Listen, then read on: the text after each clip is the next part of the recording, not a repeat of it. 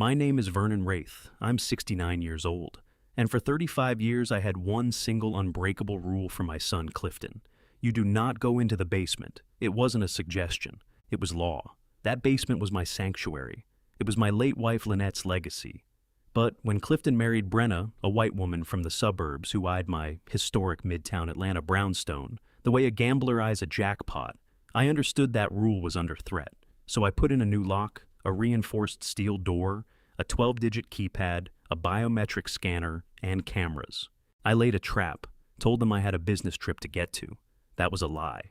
I was sitting at the Four Seasons in Buckhead Eyes on my laptop screen. The call arrived exactly when I expected it. Clifton, his voice shattered with panic. Dad! Dad! Brenna. She got into the basement. Oh God! Dad, she's destroying. I stopped him there. Steady, quiet, I know, son. I'm watching. I ended the call and tapped a single key on my laptop. The heavy clang of 2-inch steel bolts driving home was deeply satisfying. It all began at the wedding 3 months back. I sat there in the front row, stiff and out of step with everything around me. Just a retired postman in an old suit 20 years old, if it was a day but pressed and clean. The last time I'd worn it was to bury my wife Lynette 5 years ago. My eyes stayed on Clifton. Welcome back to Honor Revenge Stories. I'm glad you're here. Before we get into it, drop a quick comment and tell me who are you rooting for so far in this story. Sometimes you just know whose side you're on from the very first scene. A quick note before we continue: some details in this story have been shaped for the purposes of audio storytelling, and any resemblance to specific real people or events is purely coincidental. It's the truth inside the story that matters. He looked good in his tux, but the nerves coming off him had nothing to do with wedding jitters. It was Brenna who had him wound tight. His eyes kept tracking her across the room, hunting for her approval in every glance. And Brenna, she was striking in white if you count a $1,000 dress and a surgically perfect smile as striking. She wasn't looking at my son. She was working the room friend's floral arrangements, the whole spectacle. And every few minutes, those eyes would slide back to me. I caught her taking in my old suit. I saw the corner of her mouth move. That wasn't a smile, it was arithmetic. My late wife Lynette would have clocked it in an instant. She always told me, Vernon, you see the good in people. I see the truth. Lynette was the sharp one. She ran our lives, our finances, kept everything in order. She used to say, Clifton is a good boy, but he's soft. He needs a strong partner, just not a vulture. Brenna was a vulture, and she was already circling. Clifton thinks his father is a simple old man, figures his dad spent 40 years moving mail around, and came home to a modest house in Atlanta. I let him believe it. Lynette and I agreed on that we'd raise him free of the weight of knowing the truth. We wanted him grounded ordinary. Maybe we overcorrected. Maybe we made him too soft. At the reception, the music rattled the walls, and the food came in portions made for dolls. Brenna's parents, the Fords, eventually made their way over. Mr. Ford was a pale man in a suit that probably cost more than my car. Mrs. Ford was thin lit up with diamonds that caught the light from every angle. Ah, Mr. Wraith, Mr. Ford said. He didn't shake my hand so much as briefly hold it. A pleasure. Brenna has told us so much about you. Mrs. Ford smiled, but her eyes stayed cool. She tells us you live in that charming old brownstone over in Midtown Atlanta right near the park. I knew exactly what she meant. Charming was code for worn down. Historic meant slated for the wrecking ball. It's a historic property, I said, keeping my voice easy. Been in my wife's family for generations. Historic, Mrs. Ford repeated, tasting the word like something foreign on her tongue. How quaint. All those old rooms just for you must be so quiet. I manage, I said. Of course you do, she said, patting my arm. But you really must let Brenna and Clifton help. That house, goodness, the land alone has to be worth a fortune. You're just sitting on it. Sitting on it like I was a hen perched on a golden egg. I just smiled. It's not land, it's home. They traded a look between them, pity and impatience equal parts. They moved away and I caught Mrs. Ford murmuring to her husband. He has no idea. He's just a simple mailman. I took a sip of my lukewarm sweet tea. Oh, I had an idea. I saw them for exactly what they were. The opening move had been made. They weren't just after my son. They wanted the house. A month on, they came for dinner. My house, my rules. I made beef stew, Lynette's recipe. The moment they stepped through the door, Brenna had her phone out. Vernon, I hope you don't mind. she said in a tone that made clear she didn't care whether I did. Just gathering some ideas for my design blog. She wasn't photographing the decor. She was documenting the bones, the original crown molding the hardwood floors, the high ceilings. This place has such good bones. She murmured more to herself than to anyone in the room. It's just so dark, and all this stuff. Her gaze landed on my wife's favorite armchair. We could get rid of this, open the whole space up, something clean modern. Clifton trailed behind her like a puppy. Yeah, Dad Brenna really has a great eye. My wife liked that chair, I said. Brenna waved it off. Of course she did. But times change, Vernon. People and furniture, they move on. She kept moving, drifting down the main hallway until she stopped. She was standing in front of the basement door. It was the only door in the house painted black. A heavy brass deadbolt held it shut. What's this? She asked. Clifton went rigid beside her. I watched him swallow. That's the basement, honey. We don't go down there. Brenna laughed, a high, brittle sound with nothing real behind it. What do you mean you don't go down there? It's a basement. She grabbed the handle and gave it a sharp rattle. The deadbolt didn't budge. It's locked, she announced, like she was filing a complaint. I know, I said. I stood in the dining room doorway watching her. Well, why? She turned around, the polite mask gone entirely. What's down there? That's my business, Brenna, I said. But it's part of the house. She pressed, thrown off balance. We're family. Families don't keep secrets. This family does, I said. Clifton stepped in, voice low and uneasy. Brenna, just leave it. It's Dad's rule, always has been since I was a kid. I've never been down there. It's Mom's things. That lit something up behind Brenna's eyes. Mom's things, Lynette's things, jewelry antiques.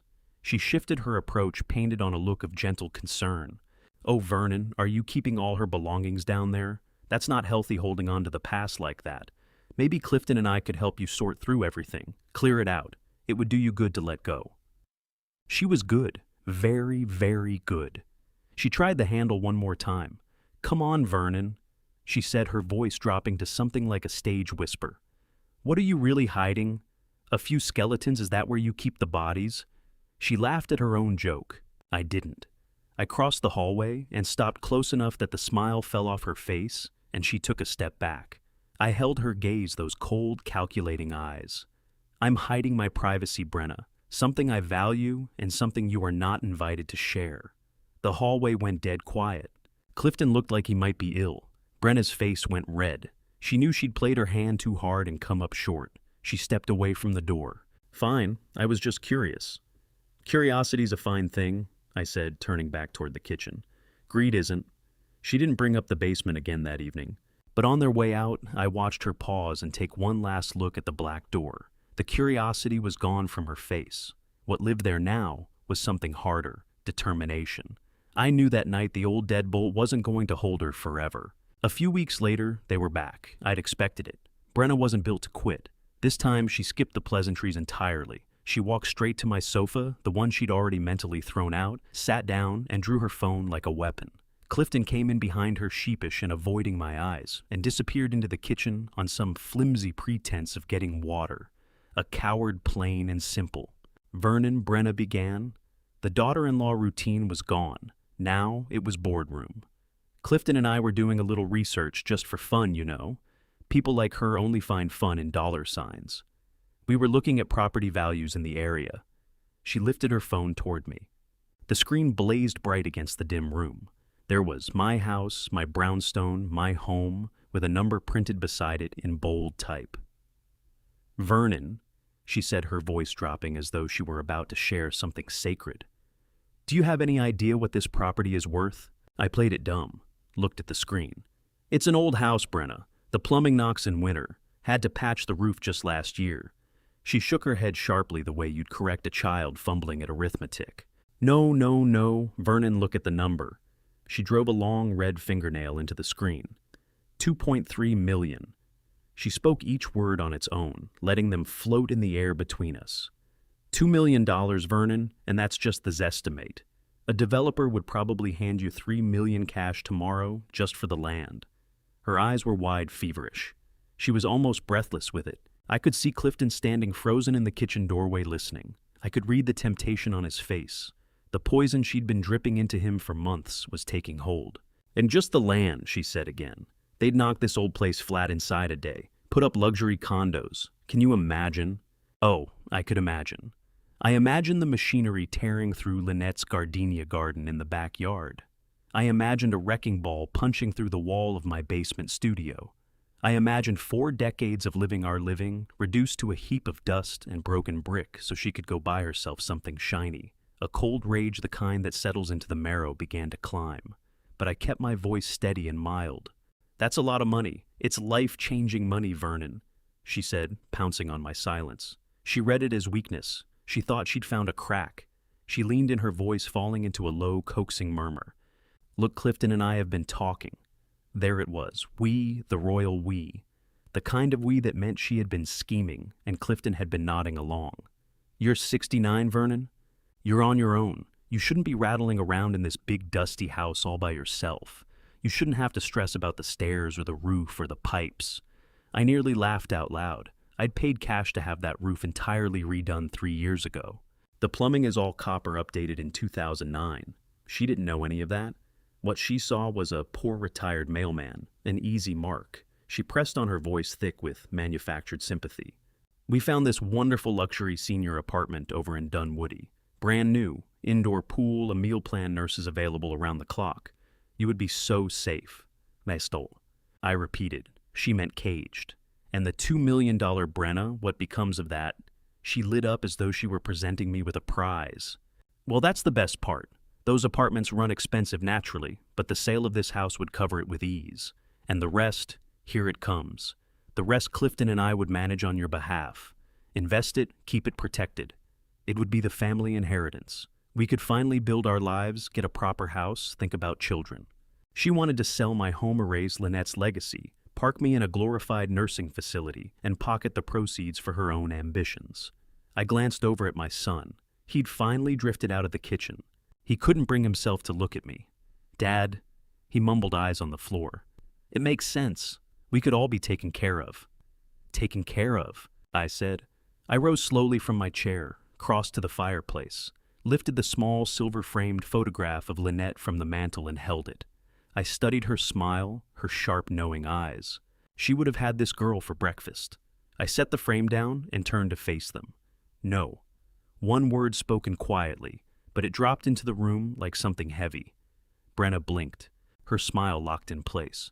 What do you mean, no? I mean no. This house is not for sale. She got to her feet, color rising in her face. But it's $2 million. You're being selfish. It's my house, Brenna, I said, my voice carrying the same hardness as that steel door down the hall. It was my wife's house. It is not an investment.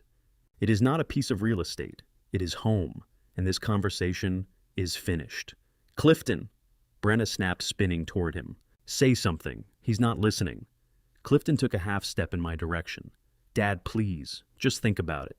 It's a lot of money. I have thought about it, I said, cutting him off cleanly. The house is not for sale. Now, if you'll excuse me, I have weeding to do in the garden. I walked past both of them, out the back door into Lynette's garden. Behind me I heard Brenna make a sound, not a word, just a noise. High-pitched, raw, the sound of pure, unfiltered fury. The first battle was done. I had not given an inch. But crouched there pulling weeds, I understood clearly that the war had only just started. That woman was not going to accept no. Clifton came back 2 days later. He came by himself. I knew Brenna had sent him. She was shrewd enough to recognize that her direct assault had failed, so she deployed the son, the gentle approach, to work on whatever fatherly feeling I had left. He stood in the entryway, wringing his hands, looking exactly as he had at 9 years old, the day he shattered my favorite vase, the one Lynette had brought back from Portugal. Dad, his voice broke as he started. We, Brenna and I, we just want you to be happy. We want you to be safe. I am happy, Clifton, and I am safe. No, you're not, he said. And right then I heard her voice flowing out of his mouth. It was a borrowed anger, sharp-edged and ill-fitting on him. You're just sitting here, on this mountain of potential. You're not doing anything with it. You're not living. It's my house, son. But it could be our future, he shouted. That word, our, it, hung between us like smoke. He didn't mean our future, Vernon and Clifton. He meant his and Brenna's. She's right, Dad. You're being selfish. You're not thinking about me. You're not thinking about my future. After everything What, Clifton? I asked. My voice had gone very quiet, very still. What have you done exactly besides marry a woman who cares more about my real estate than my life? He flinched as though I'd struck him across the face. She just wants what's best for us. That's a normal thing to want. Get out, I said. He looked up confused. What? Get out. Go home to your wife. Tell her the answer is still no, and don't come back until you remember where you come from. He stared at me eyes wide with a shock I hadn't seen in years. He'd grown used to the quiet, unremarkable mailman. He had no idea what to do with Vernon Wraith. He fumbled with the doorknob, and pulled the door shut hard behind him. The sound rang through the hallway. I assumed that would be the end of it for the night. I figured they'd regroup, let a week pass, try a different angle. I underestimated her. Around 10 o'clock, I was up in my study when I heard the front door ease open below. Voices hushed. I moved without a sound to the landing. I'm a large man, but I've learned over the years to be quiet when it matters. I looked down into the darkened foyer. Clifton. And Brenna was with him. She was seething. He kicked you out? She hissed, her voice a low, taut vibration. He told his only son to leave. Bren, he's old-fashioned. He's attached to the house. Clifton's voice was thin, almost pleading. He's not attached, Brenna snapped. He's stubborn and he's selfish. You said it yourself. I was angry, Clifton muttered. Fine, Brenna said. I heard her drop her expensive handbag onto the hall table, too loud in the stillness. Fine, Plan A is done. My blood went cold. Plan A. The ease with which she said it, as if my life, my home, my son's loyalty, were simply line items on a business plan. What do you mean, Plan A? Clifton asked. His voice had shrunk to almost nothing. He sounded frightened. Winning him over, she said flatly. Idiot. The friendly route appealing to his fatherly instincts, trying to get him to be reasonable. But he won't be reasonable. He's just a bitter old fool camped on a gold mine he's too dim to understand. A long pause followed. I could hear her heels moving across the hardwood. So, Brenna said, her tone abruptly shifting calm, almost bright. We moved to Plan B. Clifton said nothing at first. What's Plan B? He finally breathed. Oh, Plan B, she said, is when we stop asking and start taking. Brenna, I don't know what that means. We can't force him to sell. We don't need to force him, she said. And her voice was so flat, so clinical, that it felt like ice water trickling down my spine. We just need to show that he can't make his own decisions. I gripped the wooden banister. My knuckles went white. I spoke to a lawyer last week. She continued, her voice dropping to a triumphant murmur. Just hypothetically. A lawyer. Clifton's voice jumped. It's surprisingly straightforward, she said, brushing past his alarm. A man his age, 69, a widower living alone. He's forgetful. You said yourself he forgot your birthday last month. He's paranoid that ridiculous new lock on the basement proves it.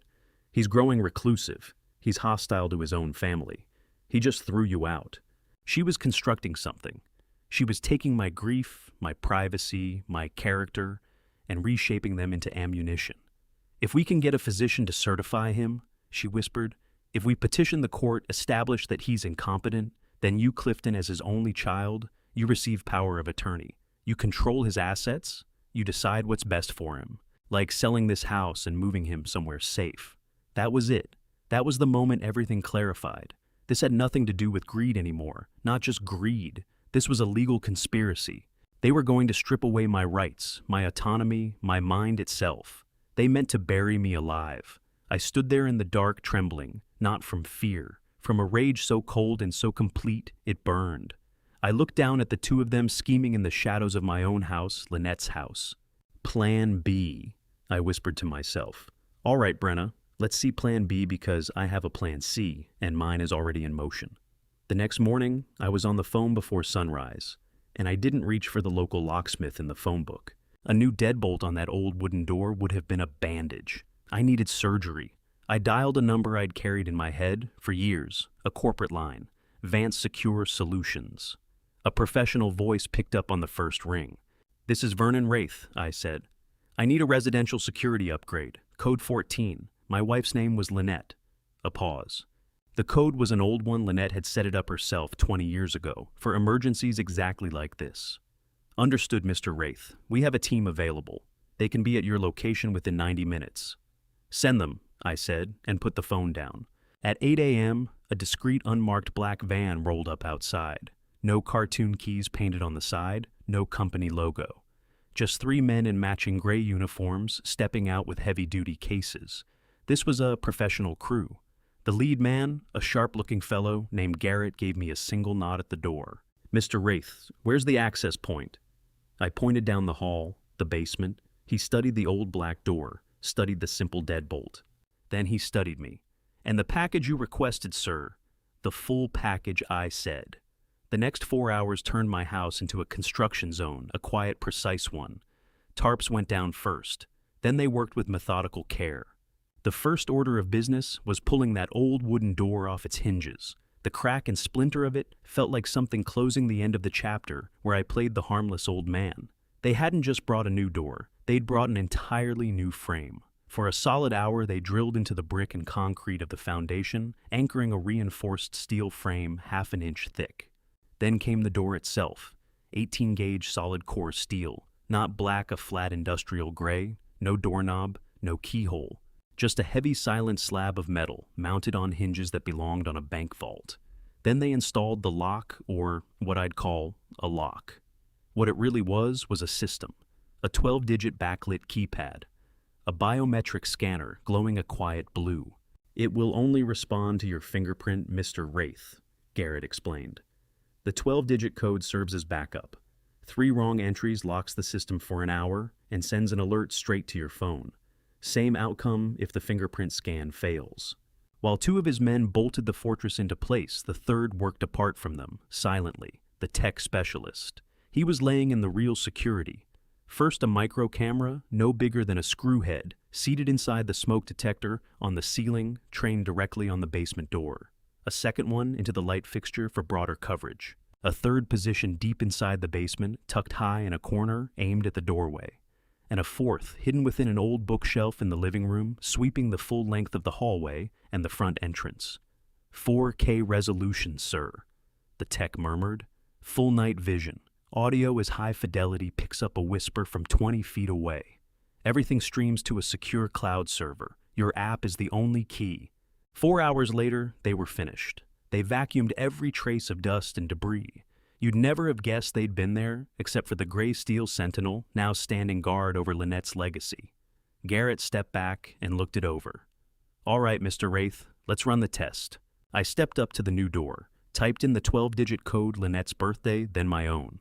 The keypad beeped green. Click. I pressed my right thumb to the blue scanner. A second sound followed, heavier, deeper, a satisfying thunk as the magnetic bolts drew back. I pulled the steel door open. It swung silently on its hinges, despite its considerable weight. I looked down into the dark stairwell. Then Garrett handed me my phone.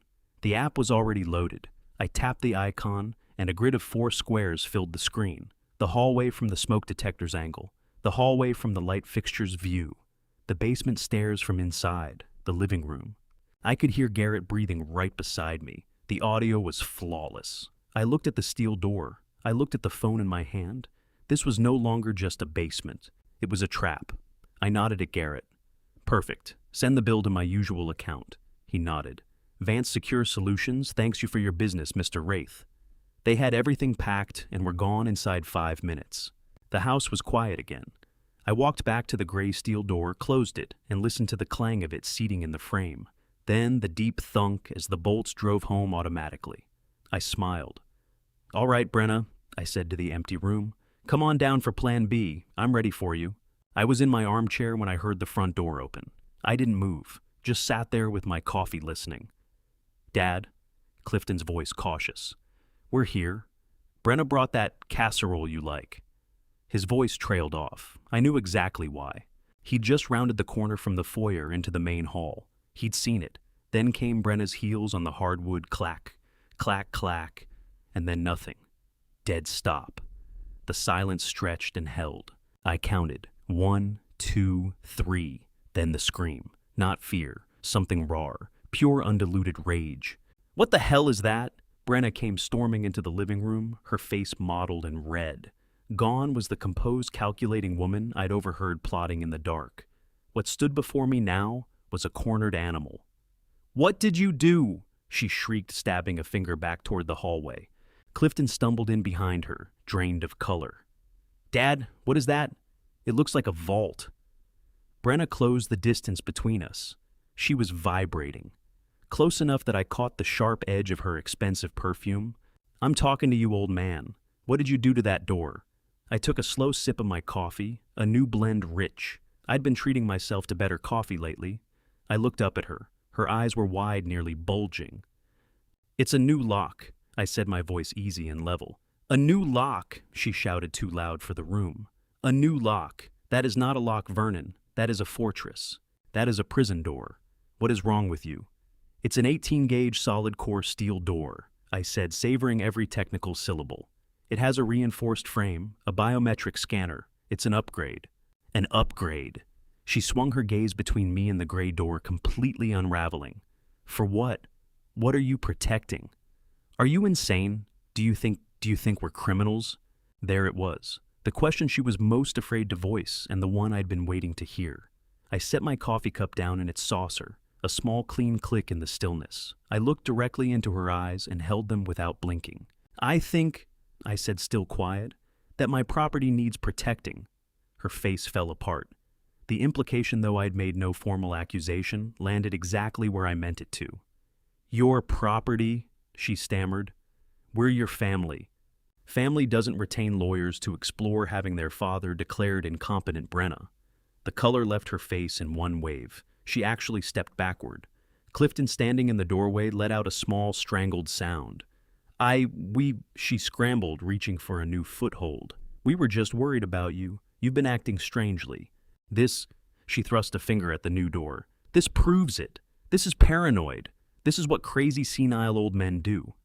"Crazy old men don't protect their assets, Brenna," I said. "Smart people do. People who have something worth protecting." Clifton finally stepped forward, positioning himself between us with both hands raised. "Dad, stop. This is too much. You're treating Brenna like she's some kind of monster." "Am I, Clifton?" "Yes," he said, his voice cracking. "It's insulting. We're your family. You're supposed to trust us." "Trust is earned, son. It isn't handed over. And it is sure as hell not owed to a woman I heard plotting to sell this house out from under me." Clifton went completely silent. He had no answer. He looked at Brenna, then back at me, and something behind his eyes broke.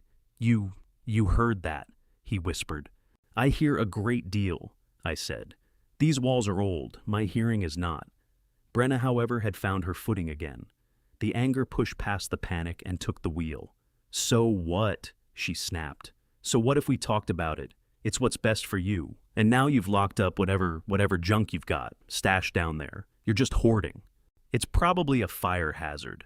We have a right to know what's in our own family's home. You don't have a right to anything that's mine, Brenna. This is my home, not yours.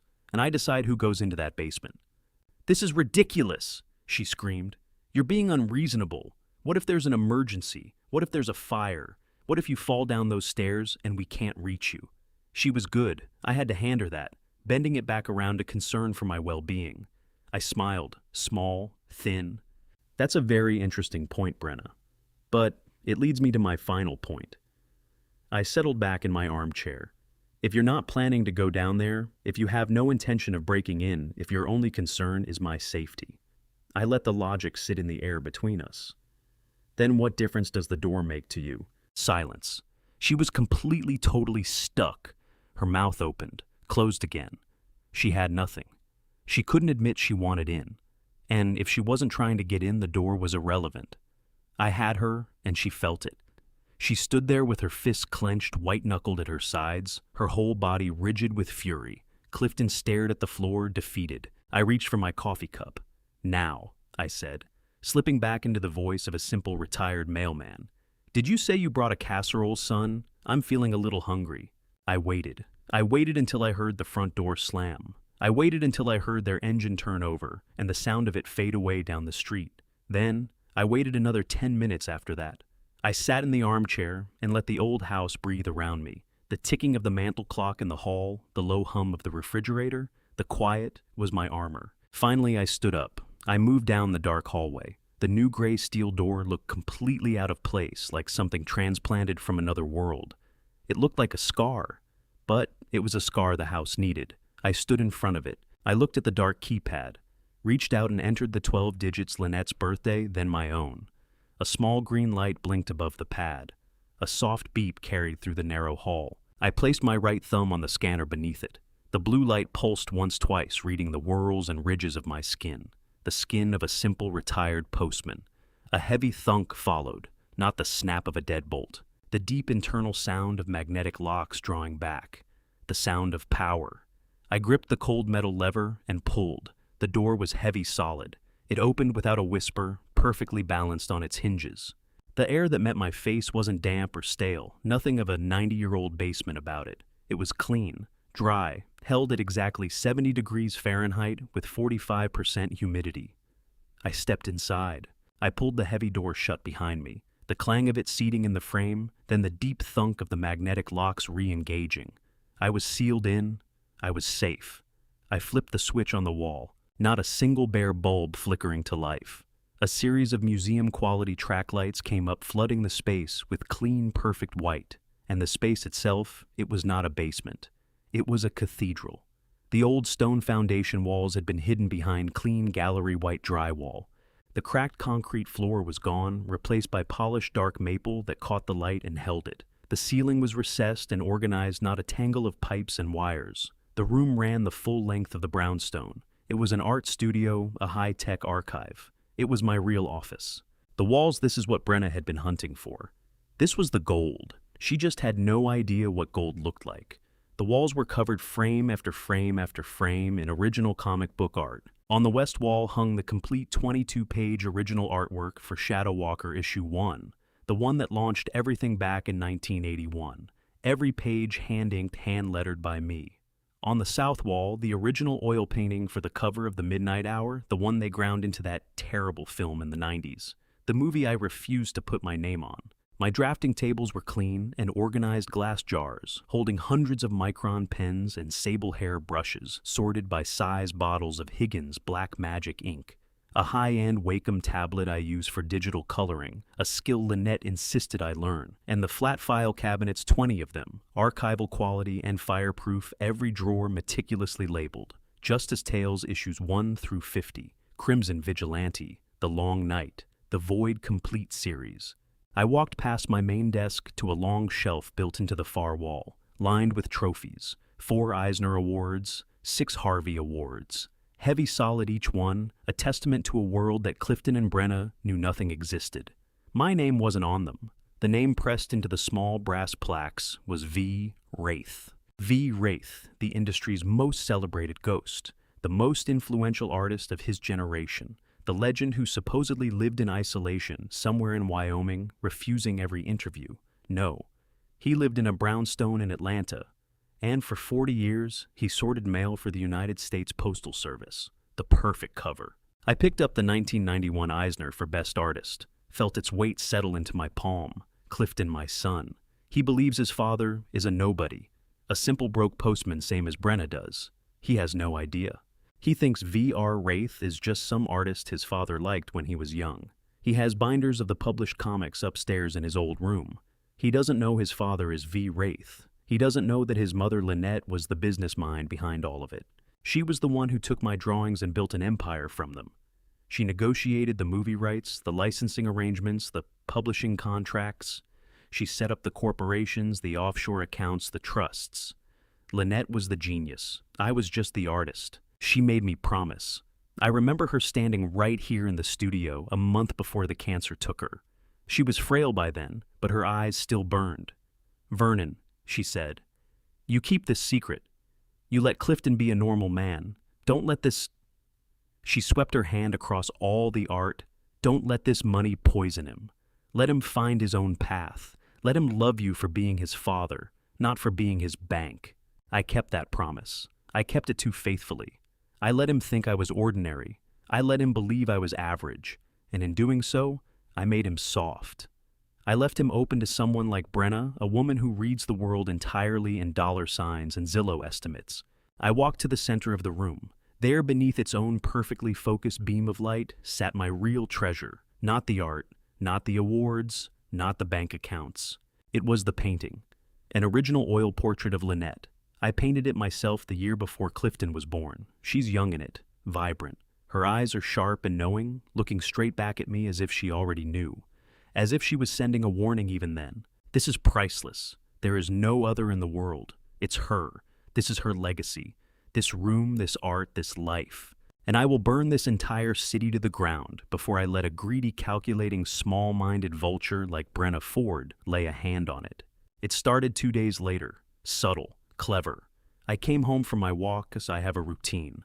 Lock the door, hang my keys on the hook, go to the kitchen, and put the kettle on. I walked into the kitchen and stopped. The smell of gas. Faint but unmistakable. I looked at the stove. One of the back burners was on.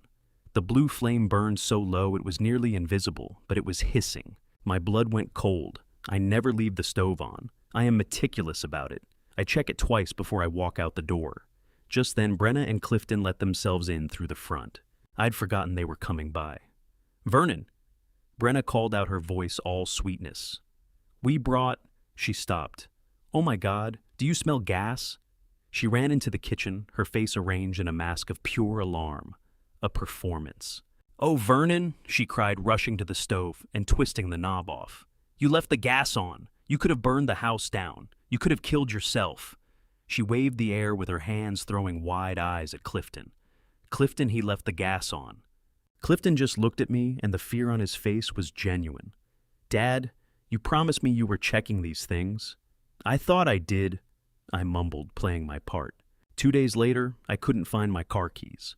I checked the hook by the door. I searched my pockets. I looked across the kitchen counter. They weren't there. Looking for these Vernon. Brenna was over by the refrigerator, holding my keys between 2 fingers, letting them dangle. "Found them in the vegetable crisper," she said. Her voice wasn't angry. That would have been easier. It was thick with that fake condescending pity. Right next to the lettuce. I took them from her hand, my face hot. I must be running on fumes. That night I was upstairs.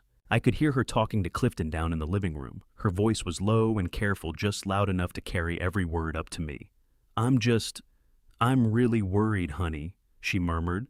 "The gas stove, the keys in the fridge. He's 69, he's on his own. What if he forgets something that really matters? What if he gets hurt? He's starting to slip Clifton." I stood motionless in the dark hallway. Plan B. It was already running. I waited. I let them sit with it. I gave them 3 more days with that gray steel door in the hallway. Let them wonder. I played my role. I couldn't find where I'd left the newspaper. The TV remote turned up in the bathroom after I'd made a show of losing it. I let Brenna find me planted in the kitchen, staring at the wall. And when she asked what I was doing, I played confused. "I'm just so tired lately," I'd mumble. "My mind, it just drifts." I caught the look she shot Clifton. It was a look of triumph. In her head, Plan B was working perfectly. On Thursday, I made my move. I called them over. I was at the kitchen table with a travel brochure for Florida in my hands. I made sure there was just a faint tremor in my fingers. "Son," I said, letting my voice sound a little thin. "Brenna, can you come over? I have some news. Good news." They were at my door inside 20 minutes. Brenna came in first, her face arranged into that practiced sweet concern. Clifton just looked worried. He'd been a good boy once. She had poisoned him slowly, but the goodness was still in there, still fighting. "Oh, Vernon, what is it?" Brenna asked, rushing to my side. "Are you all right?" "I'm fine, child. Better than fine." I tapped the brochure. "Got a call today from Roy Kettner. You remember Roy, don't you, Clifton? My old supervisor from the sorting center." Clifton nodded. "Yeah, I remember Roy. Good man." "Well," I said, letting a little old man excitement creep into my voice. "He's putting together a reunion. All the old crew from the Atlanta branch down in Florida, Sarasota." I watched Brenna's face. I saw her eyes. Just for a fraction of a second, they weren't on me. They drifted down the hall toward that steel door. "Florida," she said. Her voice went pure honey. "Oh, Vernon, that's wonderful. But should you really be traveling all by yourself?" She was already fitting me for the invalid's chair. "I'll be fine." I chuckled, playing the part. "Roy's meeting me right at the airport. It's an all-inclusive hotel, they handle everything. It's just been so long. I feel like I need a rest. I really need to step away from all this." Clifton brightened. Dad, that sounds great. You really deserve it. How long will you be gone? There it was, the bait taken. A full week, I said. They fly us out Monday. I won't be back until the following Sunday night. 7 whole days of sunshine. I watched Brenna. She was working so hard not to smile. She couldn't quite manage it. The corners of her mouth gave a little twitch. She dropped her gaze to her hands in her lap, her shoulders easing visibly. A week, 7 days, an eternity for her to put her plan into motion. A week, she repeated, her voice hushed. Wow, that's a long time to be away. But go. Good for you, Vernon. You really, really need this. It is a long time, I said, rubbing my temples. I'm already anxious about packing. My memory's been so unreliable. I keep losing things. Brenna pounced on it. She couldn't help herself. Oh, don't you worry about a single thing, Vernon. You just focus on relaxing. Clifton and I will check on the house while you're gone. We'll pick up your mail, water your plants. Her eyes slid toward the basement door again. Right, honey, she said to Clifton. Of course, Dad, Clifton said, reaching for the right tone. We'll make sure everything is taken care of here. You just go and enjoy yourself. They wanted the keys. They wanted in. That's very kind of you both, I said. That really takes a weight off. I'll leave a spare key under the welcome mat. Brenna's smile could have lit the room. Perfect. See, it's all sorted. We'll handle everything here. You just go have a wonderful, wonderful time. You've earned it. She leaned forward and pulled me into a hug. It felt like a snake tightening its coils. It took everything in me not to pull away. They left a few minutes later, all smiles and warm goodbyes. The moment I heard the front door click shut, I walked to the living room, picked up my laptop, and opened the security app. I pulled up the feed from the camera in the living room, the one sitting inside the bookshelf. I rewound 5 minutes and watched the scene I'd just performed. I watched myself on that screen, looking old and frail, and then I saw it. The instant the word Florida left my mouth, Brenna's head snapped toward Clifton. Those eyes weren't the eyes of a worried daughter-in-law. They were the eyes of a wolf that has just found a wounded deer. Clifton caught her look, and I watched his face waver. He understood in that moment exactly where her mind had gone. And then, when I said a full week, I saw it plainly. Brenna turned her head just slightly away from me, thinking I couldn't see her profile. A slow, predatory smile spread across her face. Pure, triumphant joy. She believed she had won. She thought the old fool was finally walking away from the gold mine unguarded. She caught herself and turned back to me, the mask of concern back in place. A week, she said softly. Wow. I ran the footage a second time. That smile was the last nail in her coffin. I shut the laptop. That's right, Brenna, I said to the empty room. Go ahead and check on the house, water the plants. The trap is set. The taxi didn't take me to Hartsfield-Jackson Atlanta International Airport. I never so much as glanced at a flight schedule to Florida. There was no reunion. There was no Roy Kettner.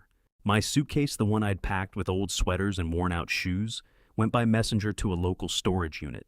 I took a separate car service, a black Lincoln, I kept for real business out to Buckhead, the Four Seasons. The doorman didn't see a retired mailman. He saw Mr. Wraith. He pulled the door open. Welcome back, sir. Indeed, I wasn't in a cheap motel room in Sarasota smelling of mildew and old cigarettes. I was in the presidential suite. The room was 3 times the size of my living room. Floor-to-ceiling windows looked out over the city. Everything was chrome, dark wood, and cool, quiet gray. I sat in a high-backed leather chair, not the lumpy armchair Brenna despised. I had a cup of Ethiopian single-origin coffee, not the instant grounds I'd been pretending to drink. I was waiting. At exactly 3 p.m., there was a knock on the suite door. Not loud, not obnoxious. A quiet, precise tap, tap, tap. A young man stepped inside. His suit was tailored worth more than Clifton's entire wedding. His shoes were polished to a mirror shine. He carried a slim, dark leather briefcase. 35 years old, maybe African-American, with the sharpest and most precise eyes I'd ever come across. This was not a postman. This was not Clifton's brand of weak indecision. This was Quentin Ibarra, my lawyer. My real lawyer, the one Lynette had personally found 10 years ago, straight out of Harvard Law to manage the V.R. Wraith estate. Mr. Wraith. Quentin said, his voice smooth and measured. He set his briefcase down on the glass coffee table. You're looking well. How was the trip? The trip, I said, is just beginning. Quentin smiled, not a warm smile. It was the smile of a surgeon lining up the first clean incision. "I have the items you requested." He didn't ask whether the room was secure. He already knew he had booked it himself under a corporate name I owned. Quentin snapped open the latches on his briefcase. No loose, messy files. Everything perfectly ordered. 3 slim, precisely labeled folders. He laid them out on the table between us. "Quentin," I asked, "are the papers ready?" He tapped the first folder. It was marked P1. "This is the updated last will and testament, filed electronically with Fulton County Superior Court as of 10 a.m. this morning." But before we get to what I found waiting for me and what it would force me to finally reckon with about the people closest to me, let me ask you something. If someone you loved had been quietly working against you, would you rather have confronted them the moment you suspected it, or waited until you had every piece of proof locked in place? It replaces every prior version. Clifton, he paused, checking his notes, is no longer the primary beneficiary. "And the new beneficiary?" I asked. "The Lynette Wraith Foundation for the Arts," Quentin replied. "Clifton will receive a lifetime monthly stipend of exactly $1. I nodded. Lynette would have appreciated the poetry in that. He tapped the second folder marked P2. "This is the civil suit, ready to file. We're only waiting on a final damage assessment. The charges are trespassing, intentional infliction of emotional distress, and conspiracy to commit fraud. We will be seeking full monetary damages for every single item they so much as touch." Then he moved to the third folder, Old. P3. "And this is the one you asked for. The criminal complaint ready for Atlanta police. We are citing breaking and entering, willful destruction of property, and most importantly, felony conspiracy to defraud a vulnerable adult. Conspiracy. Attempting to have you declared incompetent under false pretenses is a serious crime, Mr. Wraith." "That audio recording you made of Plan B," Quentin said, "it's what we lawyers call the whole case.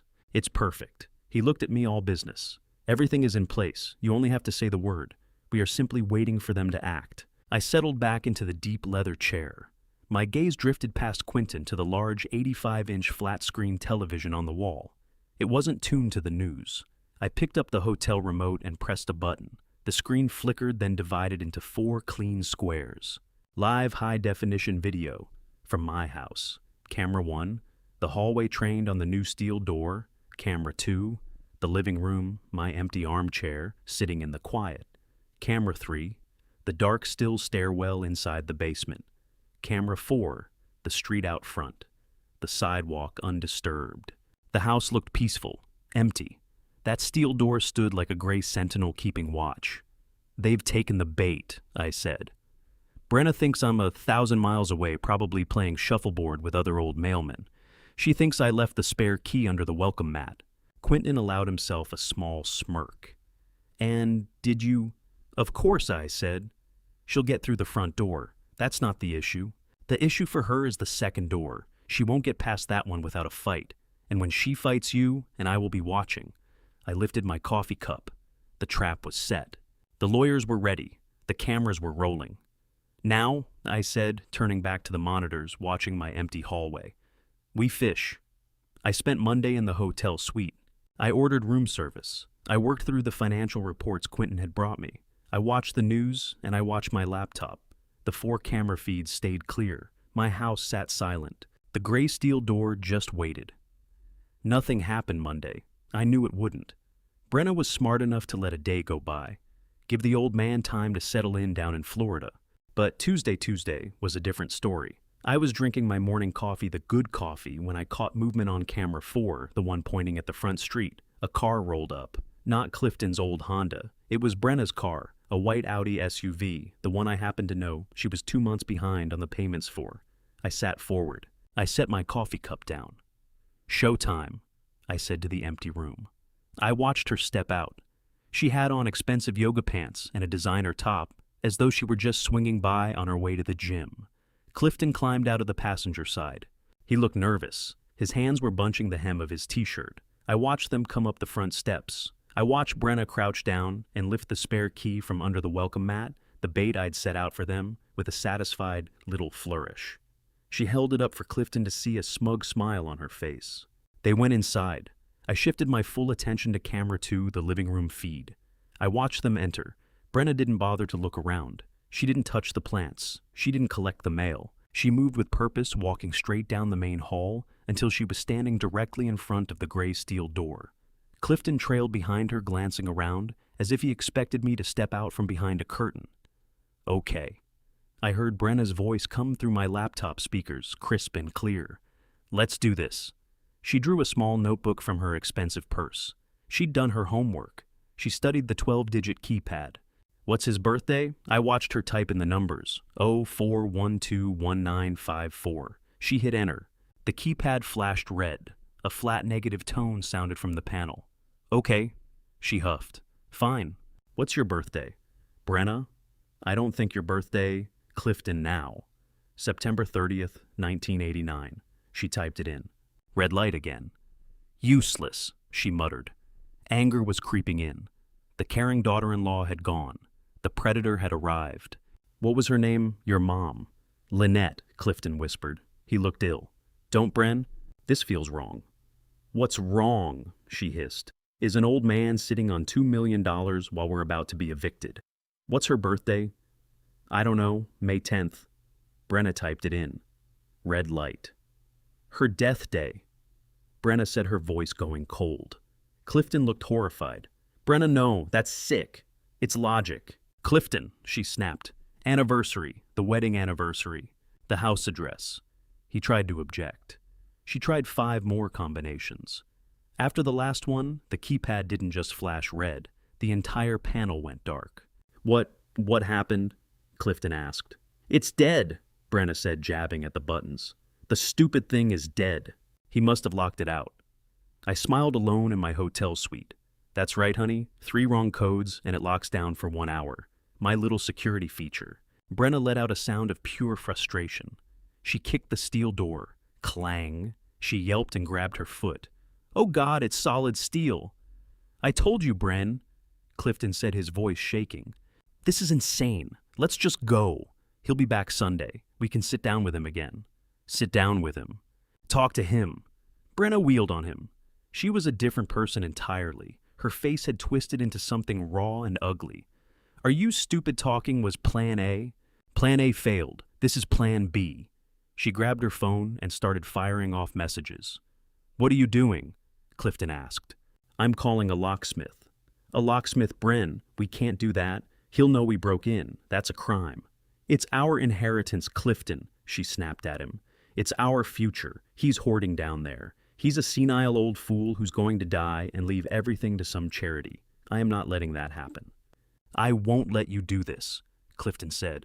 He actually reached out to take the phone from her, and then she did it. I watched it on my laptop screen. Brenna, with her perfectly manicured hand, pulled back and slapped my son across the face. The sound was sharp and ugly. Crack. It rang out in that hallway. It rang out in my hotel room. Clifton staggered back, one hand pressed to his cheek, his eyes wide with shock and shame. Brenna's chest was heaving. She held the phone up, finger poised over the call button. You are weak, she hissed at him. You've been weak your entire life. That's why your father treats you like a child. That's why he feels he has to keep things from you. Now, you are going to stand right there, and you are going to stay quiet. She paused, holding his gaze. Clifton just stood there with his red cheek. He didn't move. He didn't say a word. He was broken. Good boy, Brenna said, her voice soaked in contempt. She turned her back on him and raised the phone to her ear. Yes. Hello. I need a locksmith. I'm locked out of my basement. I leaned back in my chair at the Four Seasons. I took a slow sip of my expensive coffee. That's it, Brenna, I whispered to the screen. You just committed breaking and entering, conspiracy, and assault. And I have you, you greedy little monster. I have you on 4 separate cameras. An hour later, my phone buzzed. A silent notification. Alert wrong code, ×3. System locked down. Brenna was losing patience. I watched the 4-way split on my laptop screen. The hotel suite was still and quiet, but my house had become a hive of activity. 20 minutes after that, Camera 4, the front door camera, showed him arriving. He was no locksmith. A professional locksmith comes in a uniform with a proper toolkit, driving a van with the company name down the side. This man was enormous, well over 6 feet, in a stained t-shirt, jeans, and heavy work boots. He lugged a bulky, shapeless canvas duffel bag. He looked like someone sent to tear out a wall, not coax open a lock. I watched Clifton, pale and visibly sweating, open the front door. The man grunted something and shouldered past him. Brenna met him in the hallway. She pointed at the gray steel door. "There, get it open. I don't care how. Just make it fast." The man dropped his duffel bag onto the hardwood floor. It hit with a heavy, dull thud. He unzipped it. He didn't produce delicate picks or tension wrenches. What came out of that bag was a heavy-duty power drill, fitted with a bit so long and thick it looked more like a weapon than a tool. Then a 3-foot steel crowbar. Clifton, watching from the living room doorway, looked as though he might be sick. "Brenna, this is too far. This is breaking and entering." "It's our house, Clifton," Brenna hissed. "He's just unlocking our property. Now shut up." She gave the big man a nod. "Do it." He pressed the drill bit directly against the center of the electronic lock, right where a keyhole would normally sit. Then he squeezed the trigger. The noise was awful, even filtered through my laptop speakers. A high-pitched metallic shriek, the sound of high-grade steel protesting as hardened cobalt ripped it apart. Clifton flinched and pressed his hands over his ears. Brenna didn't so much as blink. She stood there with her arms folded, willing him forward. "Is it working? Is it working?" "Tough one," the man grunted, putting his whole shoulder behind the drill. "High security cylinder." I settled back in my chair at the Four Seasons. I took a sip of my coffee. "That's right, son," I murmured to the screen. "You drill. You go right through that $500 sacrificial lamb. Because that door is a fortress. That 18-gauge steel will not give. The reinforced frame will not budge. But the lock is the trap. I designed it that way. I'd sat down with Garrett from Vance Security Solutions. Garrett. I asked him if someone wanted to force through this keypad, how would they do it? He pointed straight at the cylinder. Brute force. A cobalt drill, bit driven through the core. You destroy the tumblers, you can turn the mechanism by hand. Perfect, I said. Then build it, so that's what they'll do. The man on my screen withdrew the drill. Smoke curled from the hole he'd bored. He spat on the floor. "Cylinder's dead," he grunted. He reached for the crowbar. He jammed the flat end under the keypad panel and wrenched. The plastic and metal housing tore away from the steel door with a sharp crack. Clifton yelped. Brenna just leaned in closer. "Go on," I said quietly. "Finish it." The man gave one final massive heave with the crowbar, throwing his weight against the bolt mechanism itself. Sparks. A bright blue flash lit up the hallway. The man shouted and let the crowbar drop. The keypad, what remained of it, was completely black. Dead. Fried. "You broke it," Brenna screamed. "I did what you told me." The man growled, shaking out his hands. "It's fried, but the bolt mechanism's probably sprung open." He put the crowbar aside. He set his shoulder against the heavy steel door and shoved. It moved. It groaned open an inch, then another. I watched Brenna's face. Pure, triumphant joy. "You did it!" she cried. "It's open! It's finally open!" She practically elbowed the big man out of her way. She and Clifton gripped the edge of the door and hauled it open just wide enough to squeeze through. They didn't hear the click. They didn't catch the soft snick of the signal being sent. They had no idea I was sitting in my hotel room smiling. They thought they had broken the lock. But what they'd actually done was exactly what I engineered the lock to do. The moment that man's drill destroyed the cylinder, two things happened simultaneously. First, it fired a silent, encrypted signal to my phone, a signal I'd labeled breach. Second, and this was the beautiful part, the failure of that electronic lock was the trigger for the real lock. The instant the circuit broke, 4 2-inch magnetized steel bolts shot out from inside the reinforced frame. The keypad was dead, but the door was now sealed tight, held shut by pure physics. They just didn't know it yet. All they saw was a door that had groaned open. They were certain they had won. "Hurry up!" Brenna snapped at Clifton, her eyes burning with anticipation. I watched on camera 3, the one mounted inside the basement. I saw the door swing open into the dark. First Brenna, she squeezed through the gap with her phone raised, using it as a flashlight. Then the big man, the so-called locksmith, hoisting his bag and following her in. She'd probably dangled more money in front of him to crack whatever safe he imagined was waiting down there. And last, my son Clifton. He paused in the hallway for a moment, looking around like a frightened man. "Clifton, get in here." Brenna's voice bounced up from the stairs. He pushed through the gap and pulled the door shut behind him. I heard the heavy clang of it closing. then the solid thunk of the magnetic bolts dropping into their final position. I leaned back in my chair. I surveyed the 4 camera feeds, the hallway empty, the living room empty, the street empty, and camera 3 showed 3 silhouettes standing in the darkness at the foot of my stairs. "I got you," I said. "I've got all 3 of you." I kept my eyes on camera 3, the one tucked up in the corner of the basement. Pitch black for a moment, and then the sharp blue-white beam of a cell phone flashlight cut through the dark. Brenna. She was first down the stairs. "Clift, find the light switch," she ordered. I heard fumbling in the darkness, Clifton's voice nervous. "I don't see one, Bren." "Useless," she spat. I heard a click as she found the main switch herself. My museum-grade full-spectrum track lights flooded the entire studio. I watched from my hotel room as all 3 of them, Brenna, Clifton, and the large man I'd taken to calling Crowbar, stood motionless at the bottom of the stairs. Their faces. It was perfect, pure, unfiltered shock. They weren't staring at a damp, spider-filled cellar. They were looking at a clean, professionally lit art studio. "What is this?" Clifton whispered, his head slowly turning. It's an office." Crowbar shifted his heavy duffel bag on his shoulder. He looked annoyed. "Lady, where's the safe?" "You said there was a safe." Brenna said nothing. Her eyes swept the room, the white walls, the polished maple floors, the long drafting tables, the flat file cabinets. Her expression tightened. "It's just drawings."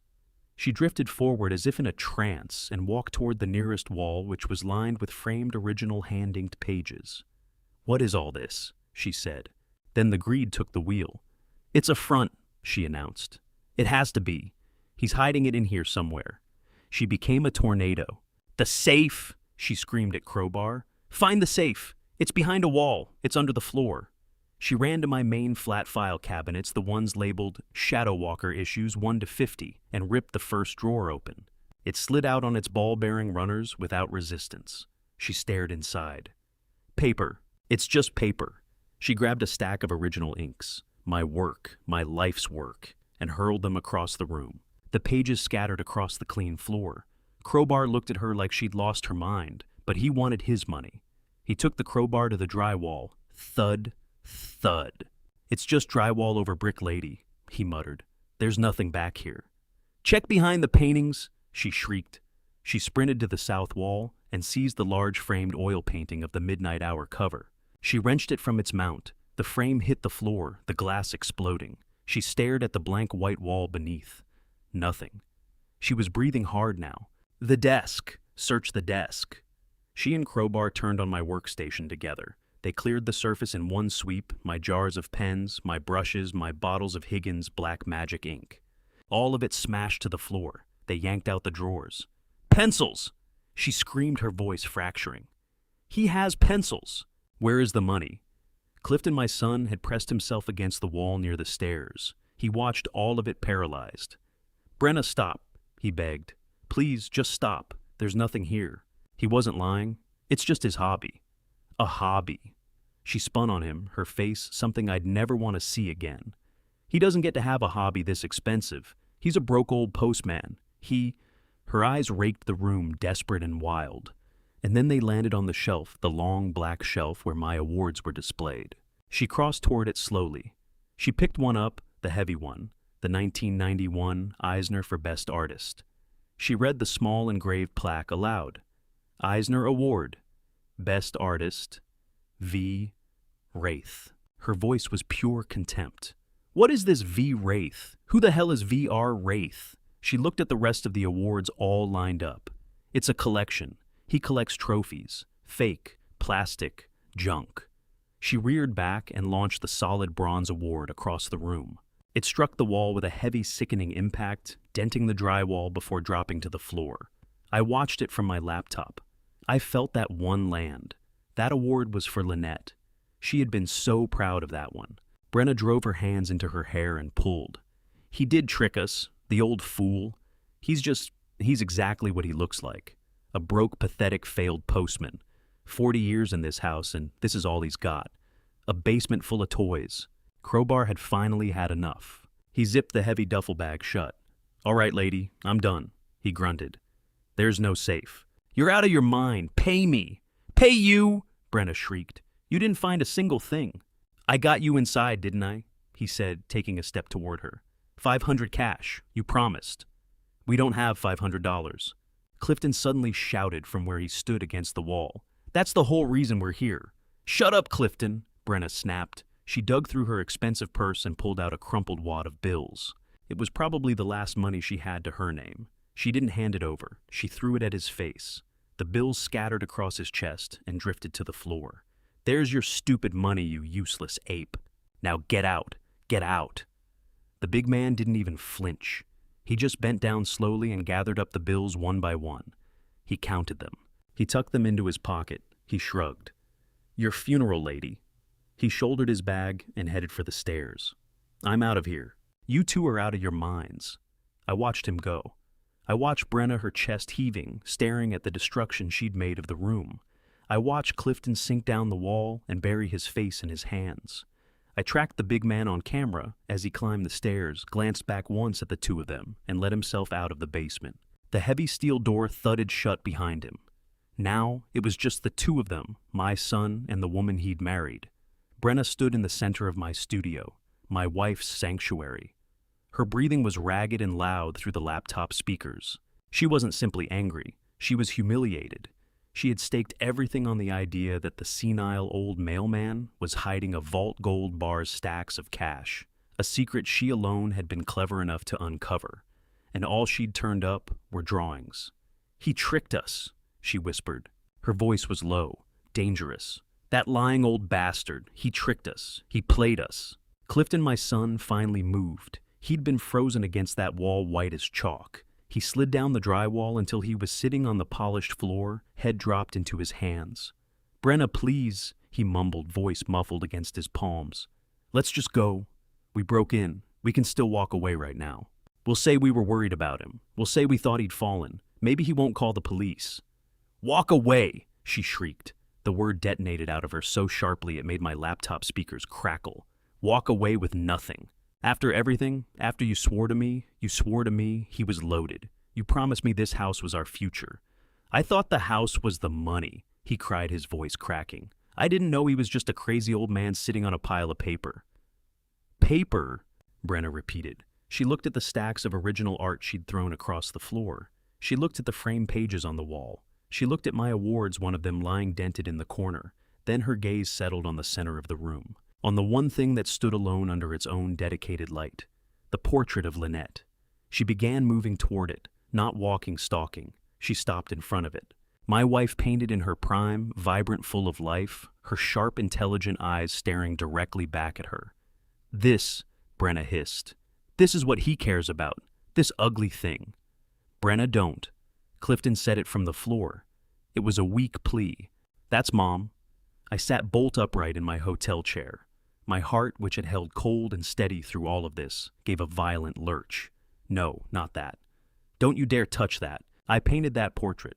I spent 6 months on it the year before Clifton was born. It was the one and only time I ever worked her in oil, the only time I ever truly captured her. Brenna stared at the painting with a kind of pure, concentrated hatred, the face of a woman looking at everything she would never have, the class, the intelligence, the real quiet power, the woman whose son she had taken, the woman who had built the very world Brenna had just failed to find. If he won't hand over the money, Brenna whispered, her voice dropping to something cold and deliberate, then he doesn't get to keep anything. If I'm not happy, he doesn't get to be happy. She looked around frantically, a cornered animal searching for a weapon. Her eyes fell on my drafting table, the same one she and Crowbar had already ransacked. She saw the supplies scattered across it, brushes, ink bottles, and the tall metal can, the can of turpentine I used to clean my oil brushes. No, I whispered to the laptop screen from 10 miles away. Don't you dare. Clifton scrambled to his feet. He'd seen where she was looking. He understood exactly what she was about to do. Brenna, no, don't. That's Mom. That's my mother. But his cry came too late. Brenna grabbed the heavy metal can with both hands. She's dead! Brenna screamed, her face twisted into something beyond rage. She's dead, and her junk is worthless just like him. She wrenched off the red cap. Brenna, I'm begging you. Clifton lunged for her. He was too slow. He had always been too slow. With a raw, triumphant roar, Brenna hurled the contents of the can. The clear liquid hit the canvas. I watched it happen on the 42-inch monitor in my hotel suite. I watched it in perfect, horrifying 4K detail. I saw the turpentine hit the center of the painting. I saw my oil paints, the ones I had mixed with my own hands 40 years ago, instantly begin to react. Lynette's smile, her sharp, intelligent eyes, her vibrant red dress. It all began to drip. The colors ran together her face, pulling and distorting, melting as though she were crying tears of black and red paint. The canvas that had held her image for my entire adult life dissolved into a meaningless, toxic slurry of pigment and solvent. It dripped onto the polished maple floor. Patter, patter. Clifton just stopped. He dropped to his knees. The sound he made wasn't words. It was something animal, a wail of absolute soul-deep horror. He was on his hands and knees, watching his mother's face melt onto the floor below him. Brenna stood, panting, her chest heaving, riding the destruction like a wave. She wasn't finished. She looked at the ruined painting, then at the drawers full of art she had upended on the floor. "It's all worthless!" she screamed at Clifton, who was still kneeling, rocking back and forth. "All of it. This whole house. This whole life. It's nothing." She grabbed a fistful of original Shadow Walker pages. My inks, my first creation pages, worth $50, maybe $60,000 each, to a serious collector. She raised them in both fists. Paper, just stupid, worthless paper. And she began to tear them. Rip. I watched the Shadow Walker's cape come apart. Rip. I watched the villain's climactic speech reduced to fragments. She was seizing them by the handful, now ripping, tearing, hurling the pieces into the air like confetti. "Trash!" she screamed, her voice raw and breaking. "Trash! It's all trash!" Clifton didn't move. He simply knelt there, completely catatonic, in the middle of a blizzard of shredded art, watching his mother's portrait drip, drip, drip onto the floor. The sound of tearing paper finally stopped. The only thing left was the sound of Brenna's harsh, ragged breathing. Clifton looked at the floor. It was covered in the shredded remains of my life's work. Then he looked up at the painting. What had been the painting?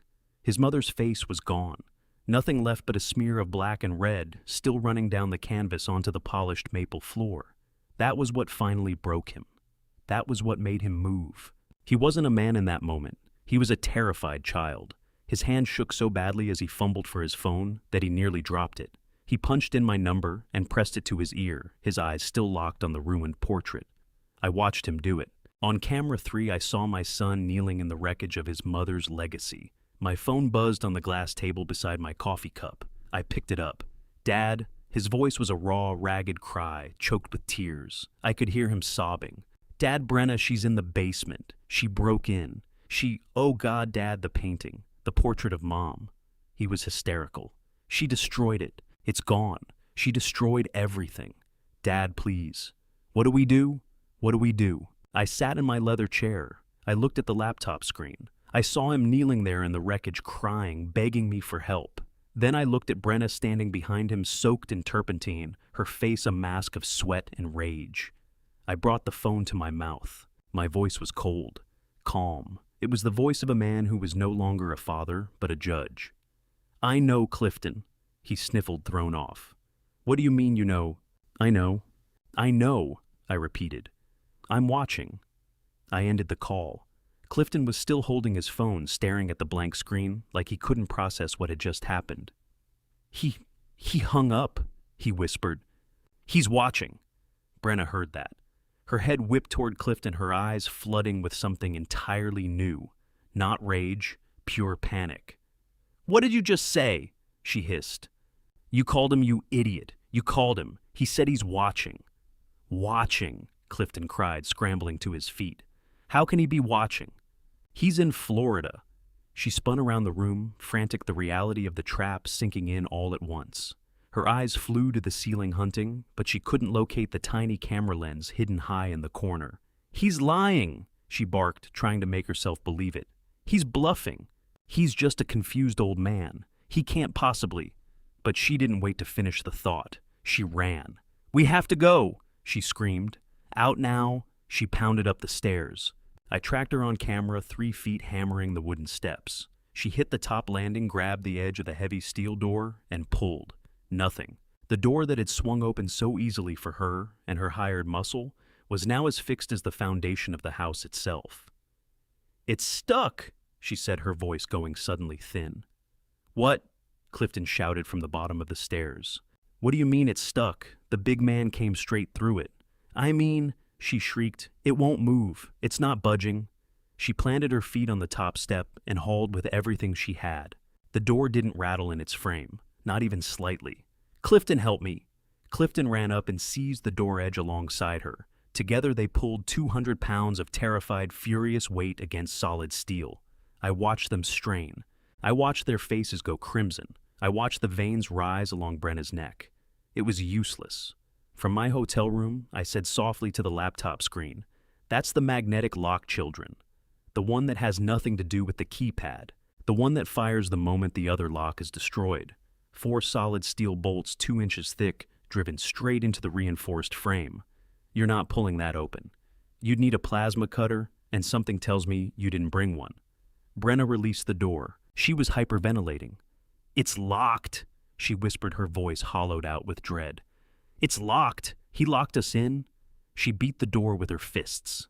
The sound came back dull and heavy. Thud, thud, thud. Pathetic.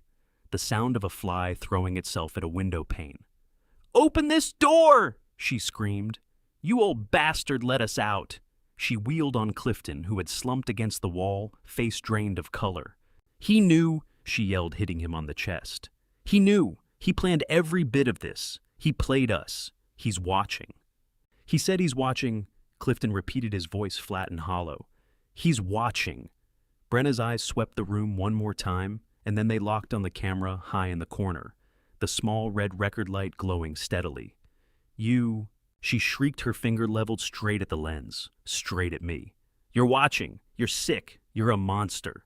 I took a sip of my coffee. "Me, I'm the monster. That's quite a thing to say, sweetheart." Whatever remained of Brenna's composure came apart all at once.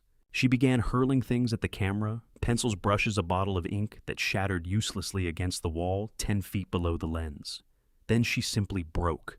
She slid down the wall right beside the door and started to cry. Not the calculated, manipulative tears I had watched her deploy before. These were something else entirely. Hard, gasping sobs wrenched up from a place of genuine terror. She was trapped, and she knew it. "Help!" she started screaming, slamming the door again with her palms. "Help me, somebody! I'm trapped in here! He's kidnapped us! Help! Fire! Call the police! Help!" Clifton sat on the stairs, head buried in his hands, rocking. "He's watching! He's watching! He's watching!" He kept muttering. He saw it all. He saw the painting. Oh, God, he saw the painting. I watched them for another full minute. I listened to Brenna's frantic, useless screaming. That was enough. I put the phone down. I leaned back in the leather chair and sat with it. Brenna's muffled screams, the hollow, rhythmic thudding of her fists on 2 inches of solid steel. I let her panic for a good long minute. I wanted her frightened. I wanted her to understand what it meant to be truly cornered. Then I reached for the heavy, cool receiver of the hotel telephone. Not my cell. The hotel phone, the one that couldn't be easily tied back to me in this particular moment. I dialed 3 numbers, 911. A calm, professional voice answered at once. 911, what is your emergency? I matched her tone level, unhurried, like a man flagging a minor administrative matter. Yes, good afternoon. My name is Vernon Wraith. I am the owner of the property at 834 Ponce de Leon Avenue Northeast in Midtown Atlanta. Sir, what is the emergency at that location? I'm currently out of town. I said, my gaze moving to the windows overlooking the city. However, my security system, which I'm monitoring remotely, has alerted me to a breach. It appears 2 individuals have forced their way into my home and are now unable to leave the basement. There was a brief pause on the line. Trapped, sir? Can you elaborate? Certainly. They used the spare key I had left for my son to come through the front door. They then employed tools, a crowbar and a power drill, to forcibly destroy the high-security lock on my basement door. My system is designed, shall we say, to respond to that kind of aggression. It automatically engaged a secondary magnetic locking mechanism. They are now sealed inside. Sir, are you in immediate danger?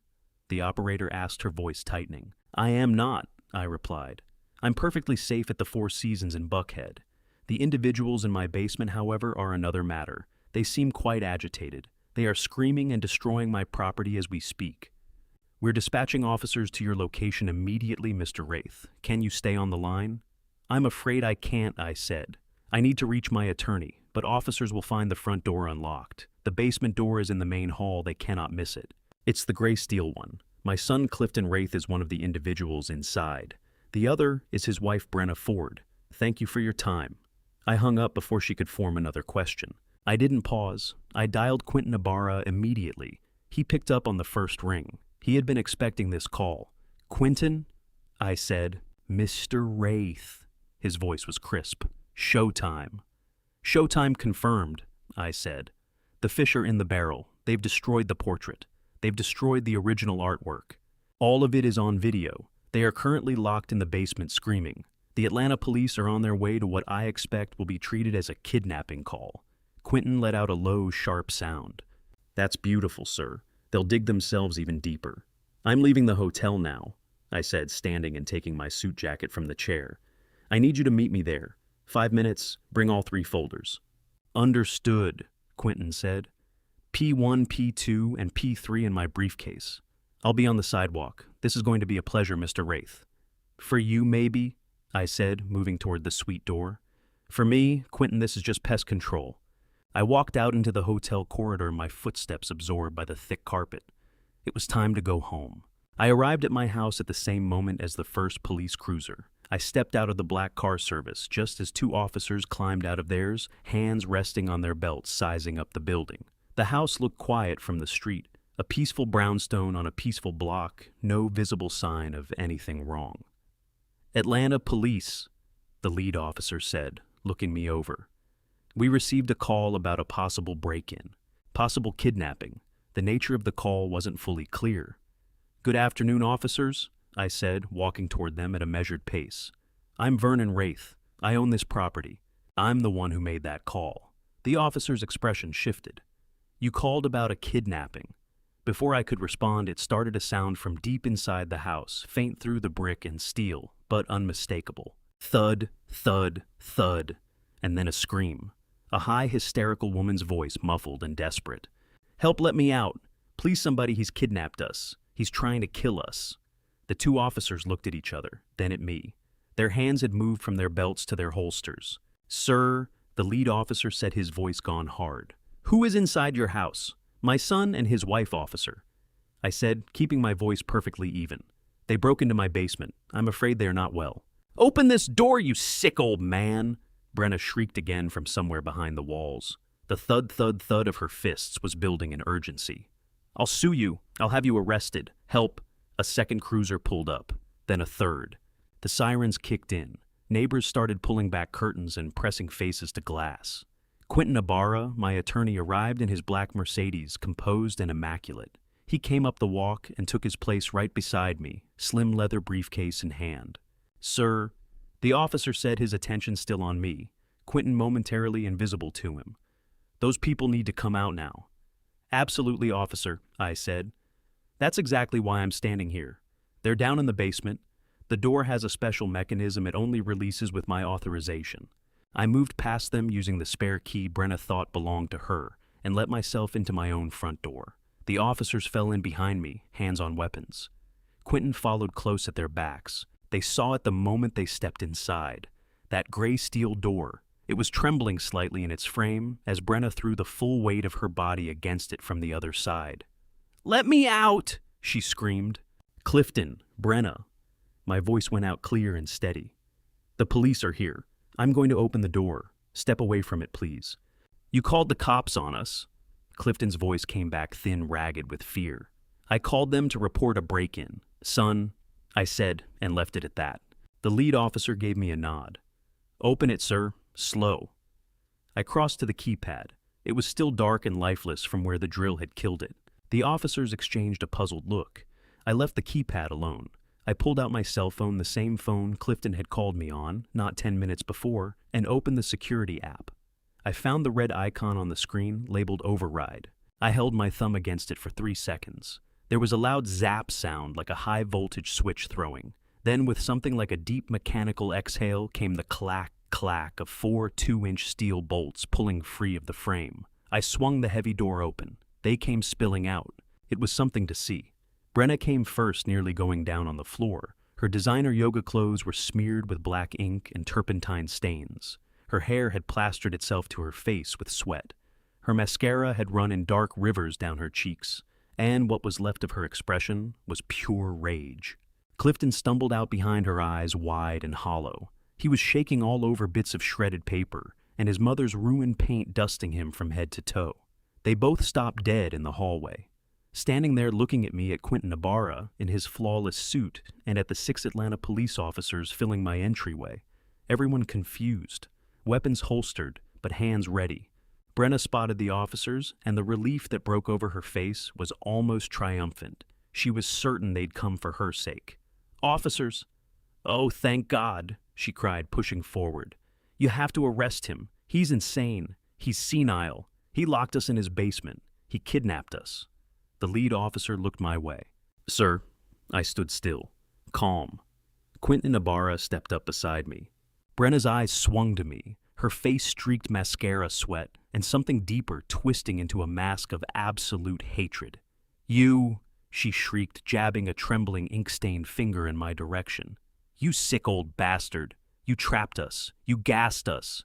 "Ma'am, lower your voice," the officer said, moving to put himself between us. "He kidnapped us." She went on working the room, playing directly to her audience. "He's senile. He's out of his mind. He lured us here and locked us in that dungeon." "Clifton." My son finally found his voice. He grabbed the officer's forearm, his eyes frantic. "It's true he called me. He said he was watching us. He's not right. Dad, you laid a trap for us." "You're damn right I did," I said. My voice stayed level, but it cut clean through her noise and settled in the hall like something solid. "You don't lay traps for invited guests. You lay them for thieves." "Thieves?" Brenna let out a laugh, high and unhinged. "We're your family. We were worried about you." "Is that what you're calling it?" I asked. "Worry? Is that why you hired someone with a crowbar to tear apart my property?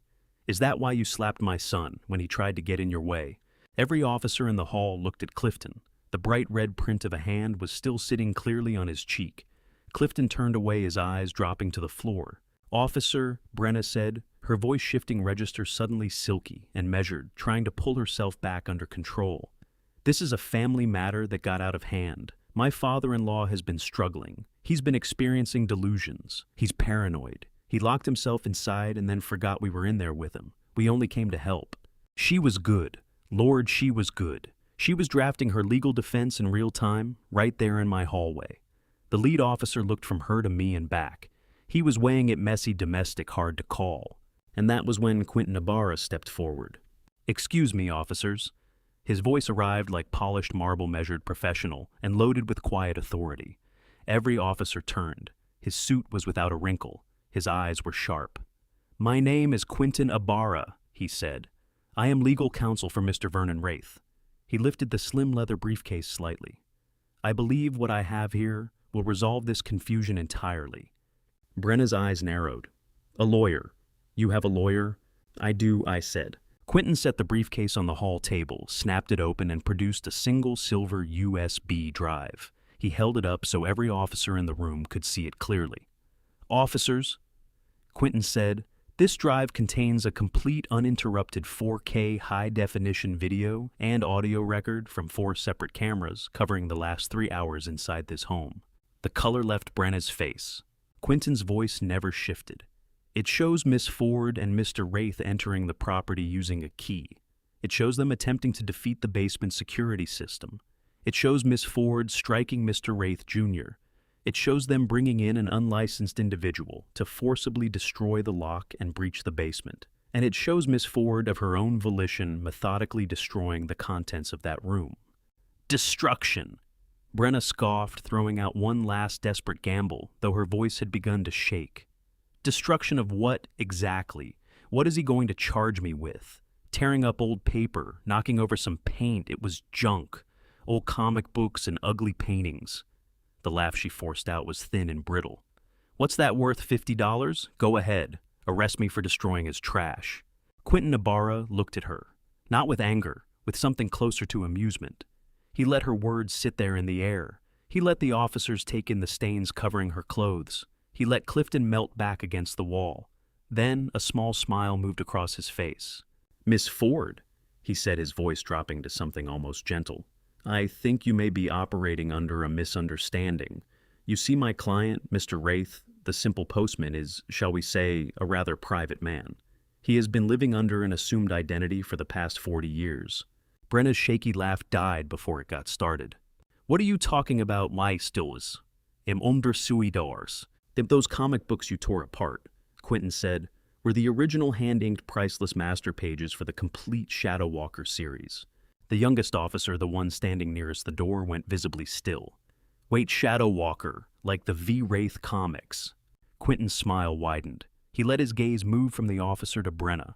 "Exactly. My client, Mr. Vernon Wraith, is V. Wraith." The air went out of the room. Clifton stopped breathing. The lead officer stared at me.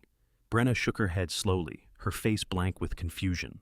"What V-Wraith? What is that I don't care about your stupid cartoons?" Quentin turned back to her.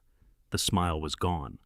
"You should care, Miss Ford, because those stupid cartoons are considered foundational works of American graphic art, and you just destroyed them."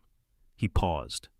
"We have a preliminary valuation from my client's insurance carrier, the same firm that covers the Lou." He stopped. He let her sit inside that silence for a moment. He wanted her to feel every second of what was coming. "The estimated value of the original artwork you destroyed, not accounting for the irreplaceable nature of the pieces at a low-end auction estimate, is $14.5 million. Brenna's mouth fell open. No sound came out. 14, Clifton whispered. "Million. $14,500,000. Quentin confirmed, his voice landing like a hammer on a nail. "And that," he added, turning slightly toward the basement, "does not include the criminal damage to the custom-built archival studio or the willful destruction of the original oil portrait of the late Mrs. Lynette Wraith, a priceless work for which we will be pursuing a separate civil suit seeking punitive damages." Brenna's eyes rolled. Her knees gave way beneath her. She just folded. She went straight down onto the hardwood floor in a heap of stained yoga pants and pure absolute horror. Out cold.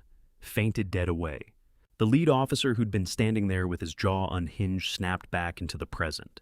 He looked at me, at my old suit. He looked at the unconscious woman on the floor. He looked at my $1,000,000 lawyer. Then he looked back at Brenna. "Well," he said, reaching for his handcuffs, "she's not wrong about one thing." I looked at him. "What's that, officer?" He crouched beside her and began working the cuffs around her unconscious wrists. "She is going to jail." The sirens wound down, but they gave way to the low murmur of my neighbors gathering outside. They had crowded onto the sidewalk, held in place by a second wave of officers now securing the perimeter. The strobing blue and red lights swept across the front of the house, painting the brickwork in ugly, rhythmic color. Brenna was already gone. They'd brought her around with smelling salts, gotten the cuffs on her, and loaded her into the back of a cruiser. She didn't say a single word. She just fixed her eyes on me as they shut the door, a look that held the kind of hatred I had never encountered in another human face. Quentin was across the way with the lead officer, presenting his credentials, handing over the USB drive with the full video record of what had been done to my home. I didn't watch the police work. I didn't turn toward the neighbors. I looked at my son. Clifton hadn't moved. He was sitting on the top step of the front porch, the same step where I had once knelt beside him and taught him to tie his laces. He was rocking, his hands pressed over his face, his shoulders heaving. He was a man who had come apart completely. I walked over and stopped at the foot of the steps, looking up at him. He finally pulled his hands away. His face was destroyed, pale, streaked with tears and ink-black ink on his cheek, where he must have touched one of the pages she had torn apart. "Dad," he whispered. The word came out small. It was the voice of the 9-year-old boy I used to carry on my shoulders. "Dad, you're V-Wraith." I gave one slow nod. The anger had burned itself out. The adrenaline was draining away. What filled the space behind it was a cold, settled sadness, something deep in the bone.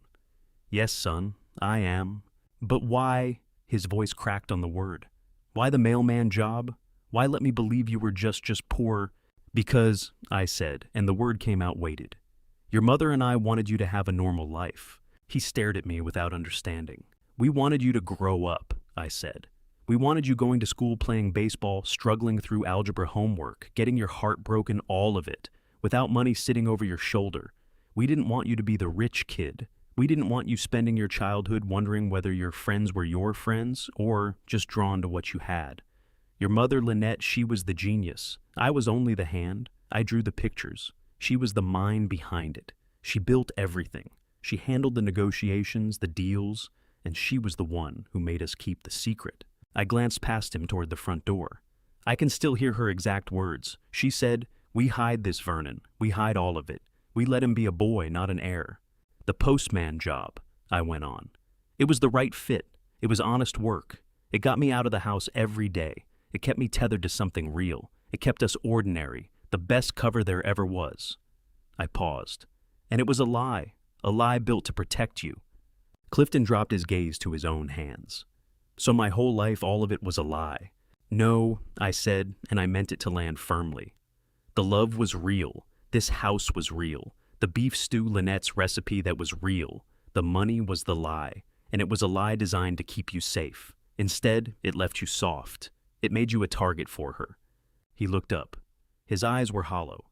He wasn't seeing me. He was looking past me through the open front door down the hallway to the gray steel door, standing at the entrance to the basement. "What have I done?" he whispered. "Oh my God, what have I done?" He knew. He had stood there while a woman he brought into our home slapped him into silence. He had stood there while she tore through my life's work piece by piece. He had stood there and watched as she burned his mother's face off the canvas. I didn't answer him. I just let him feel the full weight of my eyes. Everything a father can carry in a look. "You chose Clifton." He looked up, startled. "What? You made a choice. You've been making choices for months. You chose her over this family. You chose her greed over your mother's memory. You chose her version of the truth over the respect your father had earned. You stood there, Clifton. You let it happen. You held the door open for her." "Dad," I was scared. He scrambled to his feet, his voice breaking. I didn't know what any of it was worth. I'll make it right. I swear I will. I'll take on another job. I'll pay back every—" "Stop," I said. The word came out like iron.